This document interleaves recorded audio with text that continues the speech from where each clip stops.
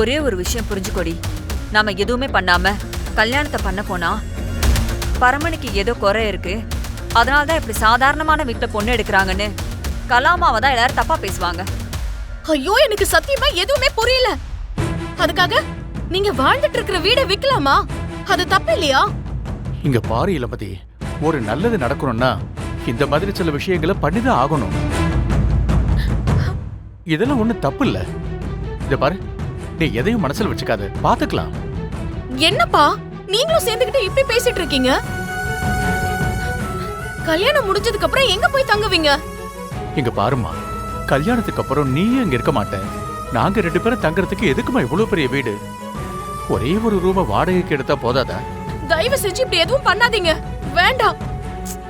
யாரு பண்ணாததையா நாங்க பண்றோம்? இதெல்லாம் ஒரு விஷயமே கிடையாது.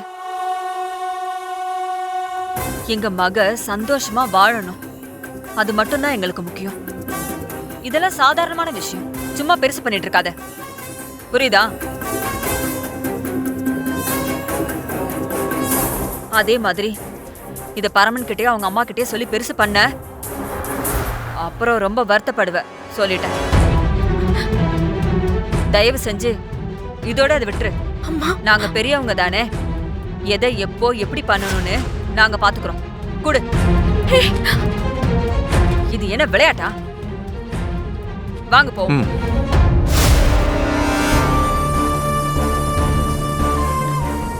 என்ன நர்மதா இது? கண்டிப்பா எங்க அம்மா தான் ஏதோ பண்ணிருப்பாங்க. இத பாருமா நர்மதா, இந்த விஷயத்துல உங்க அம்மா எந்த சூழ்ச்சியும் பண்ணல. எப்பவுமே உங்க அம்மாவுக்கு இந்த வீட்டு மேல ஒரு கண்ணு இருக்குன்னு எங்களுக்கு தெரியும். யாருக்கும் வித்து அவங்களுக்கும் உங்க அம்மாவுக்கும் ஒத்து போகாம சண்டை வந்தா அது பெரிய பிரச்சனையாகுமா? அதனாலதான் நானே போய் லீலாவதி கிட்ட பேசி இத வாங்கிக்கிறியான்னு கேட்டேன். அவளும் சரின்னு சொல்லிட்டா. அதுவும் இல்லாம கல்யாணம் முடியற வரைக்கும் நாங்க இங்க இருந்துக்கிட்டோமான்னு கேட்டதுக்கு அவளும் பெருந்தன்மையா கல்யாணத்துக்கு அப்புறம் கூட இங்கேயே இருந்துக்குங்கன்னு சொன்னா. அதனால தயவு செஞ்சு உங்க அம்மாவை தப்பா நினைச்சுக்காத. இத பாரு, இதெல்லாம் நானா பண்ணதுதான், சரியா? என்ன நர்மதா, பிரச்சனை மேல பிரச்சனையா வந்து நிக்குது.